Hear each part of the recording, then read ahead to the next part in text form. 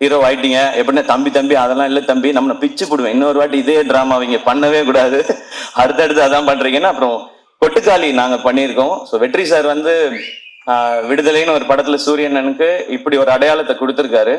அதுல இருந்து ஒரு பர்சன் கூட கீழே இறங்கிடக்கூடாது, அது கரெக்டா இருக்கணும்னு சொன்னாங்கன்னு சொன்னாங்க. ஆனா கொட்டுக்காளி படத்துல ஒரு ஸ்டெப் அதை விட நெக்ஸ்ட் ஸ்டெப் இருக்குன்னு நான் நம்புறேன் சார்.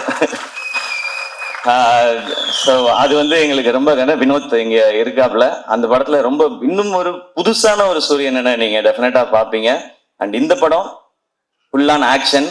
அவருக்கு ஆக்ஷன் பண்றது ஒரு பெரிய விஷயம் இல்லை, ஏன்னா அவர் எப்பவுமே வந்து ஒர்க் அவுட்லயே தான் இருப்பாரு. நான் வந்து ஜாலியா சாப்பிட்டுட்டு சுத்திட்டு இருப்பேன் ஷூட்டிங்ல எல்லாம். அவர் எப்பவுமே தம்பி தம்பி ஒர்க் அவுட் தம்பி, இன்னைக்கு நான் பாரு தம்பி சூப்பரா பண்ணிட்டு வரேன்னு சொல்லி ஃபுல்லா ஒர்க் அவுட் மோட்லயே தான் இருப்பாரு. ஸோ அவர் அந்த ஆக்ஷன் பண்றதுக்கெல்லாம் அவர் எப்பவோ ரெடி. இப்ப அதுக்கான கதை வந்துட்டே இருக்குன்னு நினைக்கிறேன். இப்ப வந்து ரொம்ப கிளியரா இருக்காரு.